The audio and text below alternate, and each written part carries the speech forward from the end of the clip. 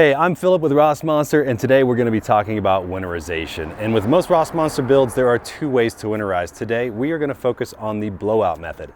And whether you have a truck, like this one we're going to be doing this on, or a van, the process is going to be almost identical. Let's hop inside and we'll walk through it.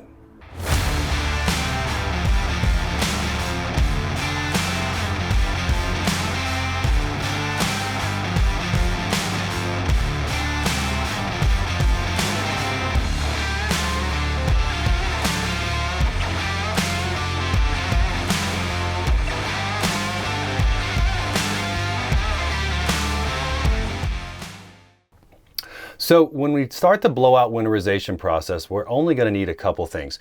We're going to need an air compressor and an air hose. And it's also a good idea to have a towel around just in case we have a little bit of a mess. Let's locate our water cabinet and we'll get started. So the first thing we're going to want to do is drain our freshwater tank. And the freshwater drain, if you have one, should be located in your plumbing cabinet. Depending on the age of your build, you may not have a freshwater drain. In that case, you'll simply need to drain your freshwater tank via the water pump. On this truck, we do have a freshwater drain. I'm going to reach down and open that drain port right now, and we'll empty that freshwater tank.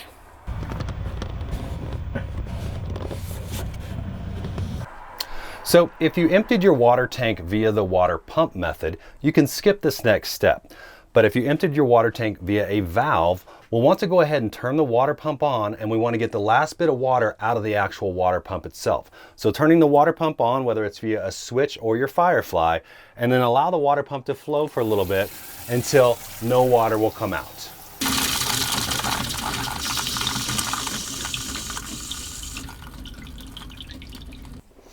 The next step in our blowout process is locating our blowout port. That will be in your plumbing cabinet, and depending on your build, it should be along a plumbing manifold and labeled blowout port.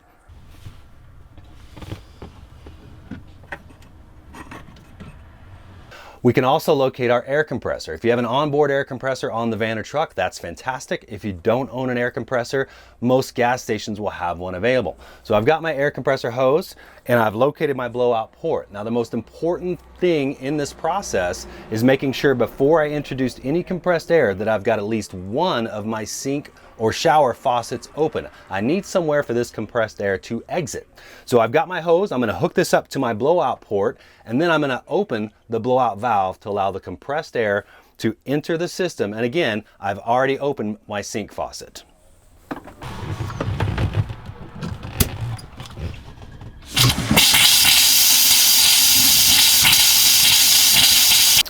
So once we've introduced compressed air in the system and now it's pushing the water out of our faucets, we can go from hot and cold on our faucets, and remember to hit all of our faucets, whether it's our shower, our sink, outdoor shower. We want to make sure we get every one of those purged of water. And again, I'll remind you, we have to leave at least one of those open at all times when we have compressed air into the system.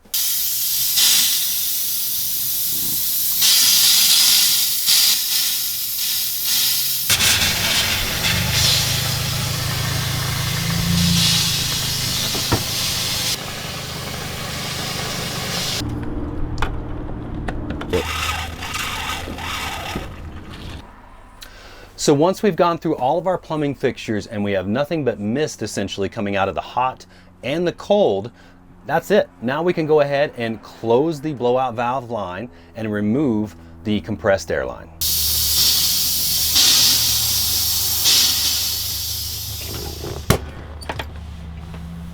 If your vehicle has a water filtration system, you want to go ahead and take care of that once the plumbing lines have been blown out. That may be located in your sink cabinet, or it could be located in your plumbing cabinet. There are generally two types of water filter systems, a cartridge style or a canister style. And this is a good opportunity to go ahead and replace these filters if you haven't done so recently.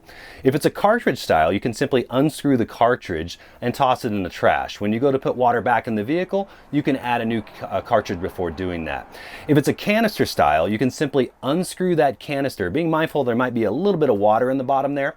Take out that filter medium, and again, if you're going to replace it, you can go ahead and toss that, and then when you put water back in the vehicle, get a new filter medium into the cartridge and reinstall. The last couple things we need to do in the blowout process: put our cap back on our blowout valve and empty our gray tank water. Your gray tank may have a manual valve on the outside of your vehicle you'll need to pull to open and empty, or you may have a button on the Firefly that will allow you to empty the gray tank.